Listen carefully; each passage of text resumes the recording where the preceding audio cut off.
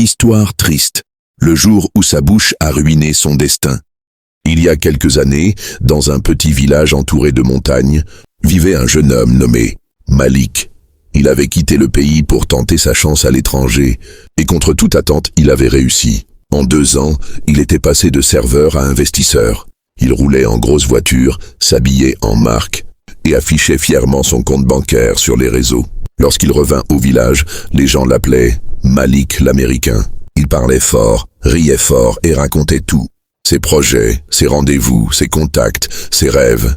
Rien ne restait secret. À la mosquée, il disait vouloir acheter la moitié du village. Au marché, il annonçait déjà les terrains qu'il allait racheter. Il parlait beaucoup trop.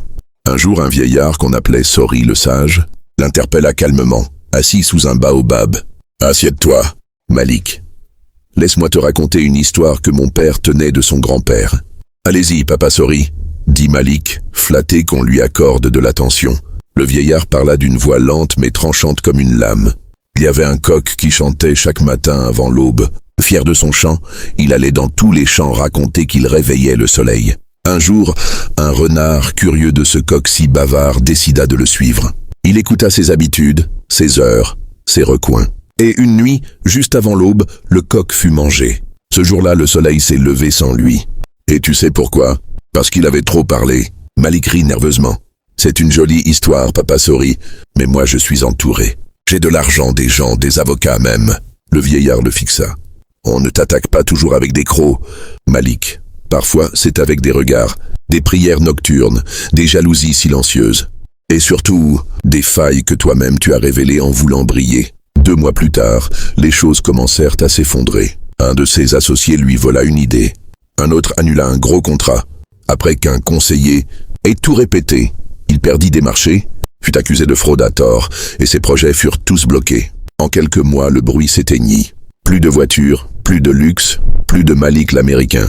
Il était redevenu Malik tout court. Un matin abattu, il retourna voir Sori. « Papa, vous aviez raison. J'ai creusé ma propre tombe avec ma langue. » Sori hocha lentement la tête avant de dire « Quand tu exposes tes graines au soleil trop tôt, les oiseaux les mangent avant qu'elles n'aient le temps de pousser. » À retenir, la discrétion n'est pas de la faiblesse, c'est de la sagesse. Ce n'est pas tout ce que tu vis qui doit se dire. Ce n'est pas tout ce que tu rêves qui doit se montrer. Certaines victoires naissent dans le silence, et certains échecs aussi. Ne brûle pas ta destinée en voulant prouver que tu avances. Retiens ceci, tout ce qui est sacré commence toujours dans le secret.